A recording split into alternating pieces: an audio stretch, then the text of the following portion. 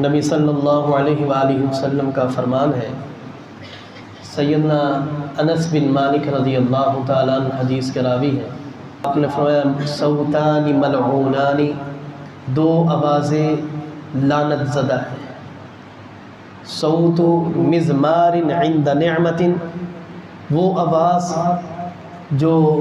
خوشی کے وقت، نعمت کے وقت جب بانسری بجائی جاتی ہے، ڈی جے بجایا جاتا ہے، وہ آواز بھی نبی صلی اللہ علیہ وآلہ وسلم فرماتے ہیں لعنت زدہ ہے۔ وصوت ویل عند مصیبت، اور مصیبت کے وقت جو آواز واویلا کیا جاتا ہے، نوحہ کیا جاتا ہے، سینہ کوبی کی جاتی ہے،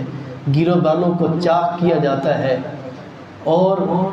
اپنے رخساروں کو پیٹا جاتا ہے، اپنی رانوں کو پیٹا جاتا ہے، نبی صلی اللہ علیہ وآلہ وسلم فرماتے ہیں یہ دونوں آوازیں رب العالمین کو ملعون ہیں، لعنت زدہ ہیں۔ اس لیے ہمیں حکم دیا گیا ہے کہ اپنی خوشی، اپنی شادی کے وقت جو بھی ہو اس وقت ہمیں یہ گانے بجانے، موسیقی سے، ڈی جے سے ہمیں پرہیز کرنا چاہیے۔ دوسرا، مصیبت کے وقت کوئی فوت ہو جائے، کوئی غم آ جائے، کوئی رنج پہنچ جائے، ہمیں اس وقت صبر کا حکم ہے، نہ کہ سینہ کوبی کرنے کا حکم ہے۔ سیدنا عبداللہ بن مسعود رضی اللہ تعالیٰ عنہ فرماتے ہیں،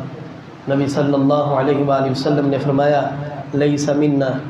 من ضرب الخدود وشق الجیوب او دعا بدعوى الجاہلیہ۔ آپ صلی اللہ علیہ وآلہ وسلم فرماتے ہیں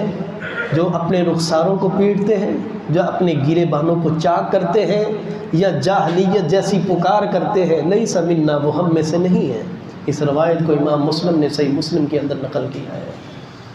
اب دونوں روایات آپ کے سامنے ہیں، دونوں صحیح روایات ہیں۔ اب یہ حدیث سن کے اب آپ کی مرضی ہے کہ ہم نے خوشی کے وقت کیا طریقہ اختیار کرنا ہے، غم کے وقت ہم نے کون سا طریقہ اختیار کرنا ہے۔ دونوں باتیں آپ کے سامنے رکھ دی ہیں، اللہ تعالی ہمیں اس پر عمل کرنے کی توفیق عطا فرمائے۔ اللہم، نبی صلی اللہ علیہ وآلہ وسلم کا فرمان ہے، سیدنا انس بن مالک رضی اللہ تعالیٰ عنہ حدیث کے راوی ہیں، آپ نے فرمایا صوتان ملعونان، دو آوازیں لعنت زدہ ہیں، صوت مزمار عند نعمت، وہ آواز جو خوشی کے وقت، نعمت کے وقت جب بانسری بجائی جاتی ہے، ڈی جے بجایا جاتا ہے، وہ آواز بھی نبی صلی اللہ علیہ وآلہ وسلم فرماتے ہیں لعنت زدہ ہے۔